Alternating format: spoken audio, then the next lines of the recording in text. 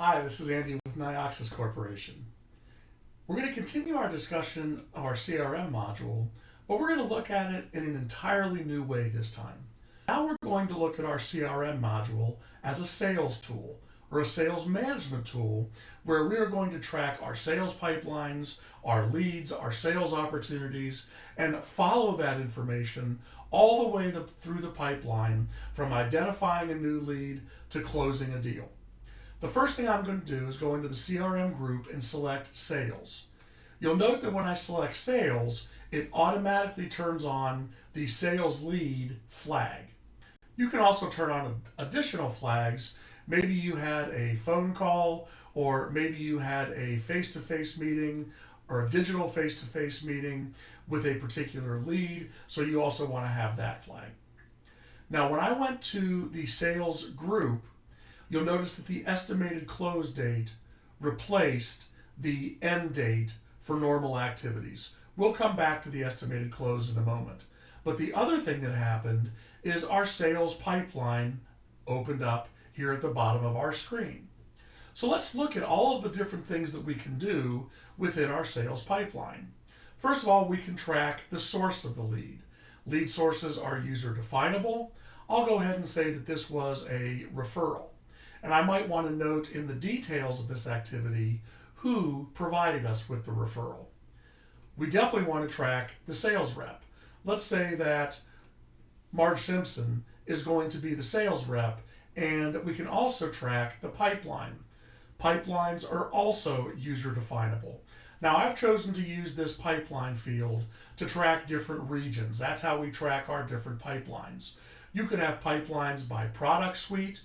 You could have pipelines by country.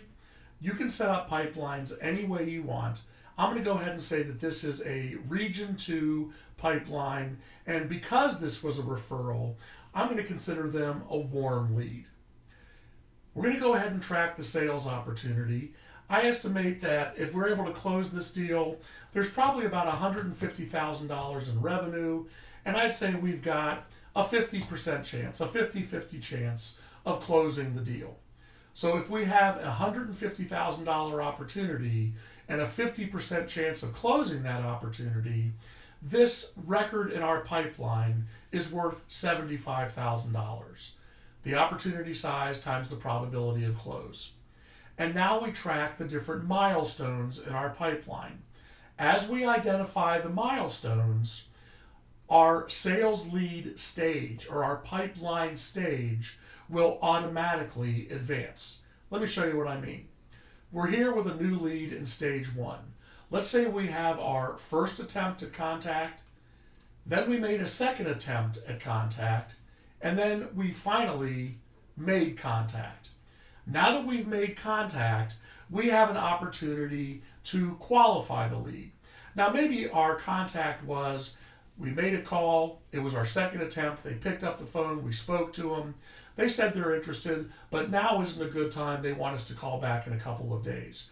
So we might not have had a chance to qualify or score the lead, but we have made contact.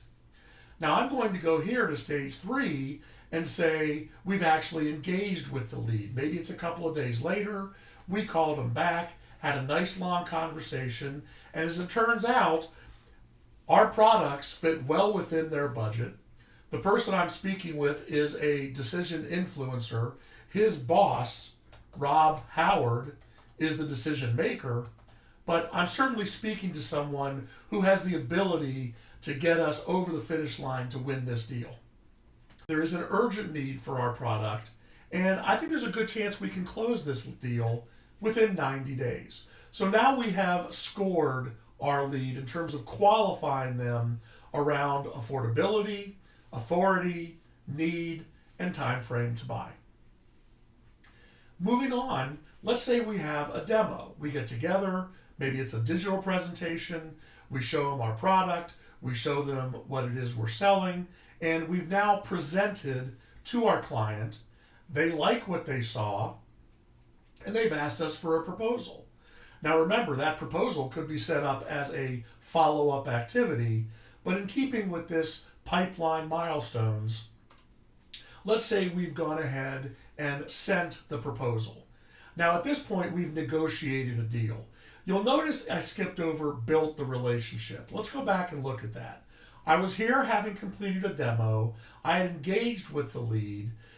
Subsequently, I had another few conversations with them and really got to know them. Maybe we played a game of golf. Maybe we got together for a meal. But I definitely have begun building a relationship with this particular sales opportunity. Finally, we sent the proposal, which elevated us to stage 5, where we had negotiated a deal. At this point, all that's left is to win or lose the deal. There is that chance, unfortunately, that we might lose the deal, and if that happens, the reason for failure to close field will appear on screen, and here we can indicate what happened. How did we get all the way to the proposal stage but lose the deal? Was it pricing? Was the timing off?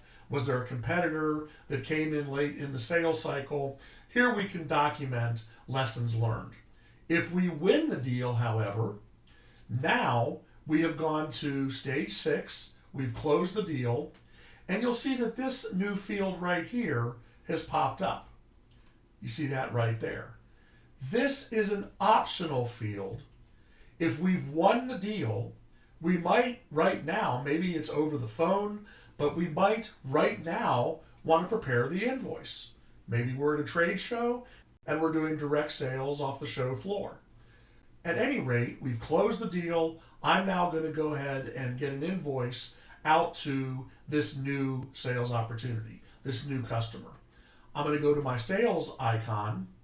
I'm going to bypass the order entry screen and go straight to invoicing. Now, when we go from the CRM module directly to our invoicing and accounts receivable module, you'll see some fields have automatically been filled out as we entered them on the previous screen. The name of the customer, the sales rep, some very basic information has already been loaded into this invoice. Maybe they gave us a purchase order number, but most importantly, they gave us the order.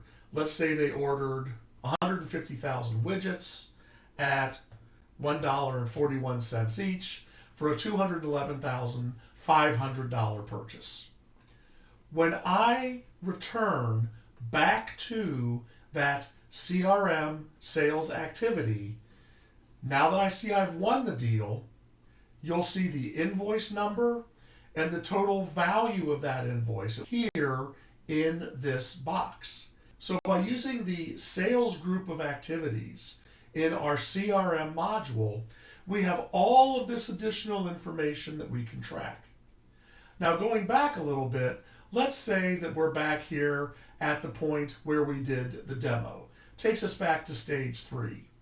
But now we can return to this field and say, this looks pretty good. This is definitely a hot lead, and I think we can close them within, let's say, the next 30 days. So I'm going to put an estimated close date of the middle of next month. So that's how this estimated close date will come into play. Then obviously we built the relationship, we sent the proposal, and as we know, we won the deal. Some additional things to keep track of when entering these sales CRM records. There is a difference between the activity owner and the sales rep. Maybe we have someone at our pre-sales desk who's qualifying leads. That may be the activity owner who had the meeting or made the phone call or sent the email. Maybe once the lead accepted an invitation to meet with us, then it got turned over to a sales rep. So the sales rep who's handling the actual sales opportunity and the person who owns the activity that led to the sales opportunity, these don't have to be the same person. Once we have all of this sales activity in our system, we then have the opportunity to look at our CRM module as a sales management tool. Now, we've seen this view many times before where we're looking at the CRM activity ledger, and we know that that activity ledger includes sales opportunities. And I can even go in and I can filter to show me only sales opportunities. But this doesn't really tell me a whole lot about the opportunity itself. What I want to do is actually see my sales pipeline. And to do that, I use this option. We can see the sales rep, the company that we have the opportunity to sell to. We can see the size of the opportunity and the probability of the close. And again, opportunity times probability equals the value of the lead. The system will automatically age each of these leads based on this date here, the first date of contact.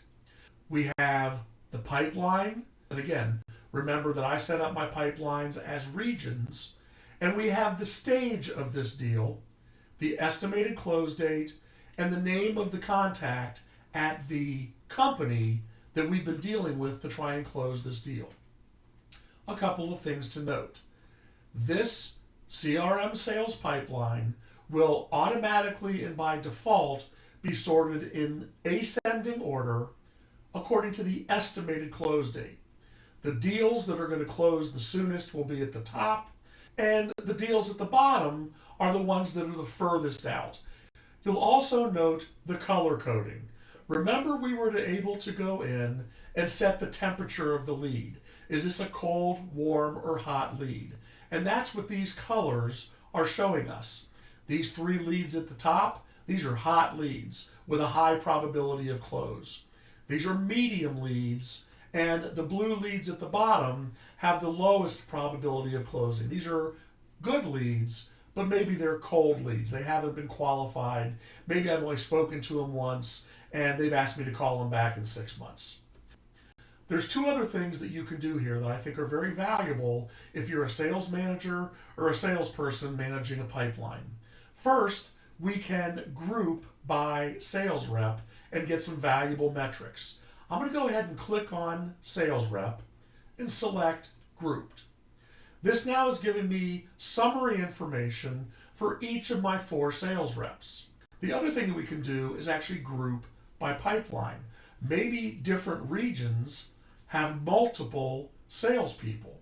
If I go in and group by pipeline, I can see here the average age of the leads, the opportunity and lead value and average probability of close, and I can see how many deals are currently cooking in each region. So by grouping either by sales rep or by pipeline, we get a lot of good metrics and a lot of good information out of this CRM detail. When you turn on the sales group, lots of new information comes in that we can use to track our leads, track our sales opportunities, qualify our leads, track our sales desk, track our success rates. Even when we win the deal, go in and create that important invoice that allows us to turn a prospect into a new customer.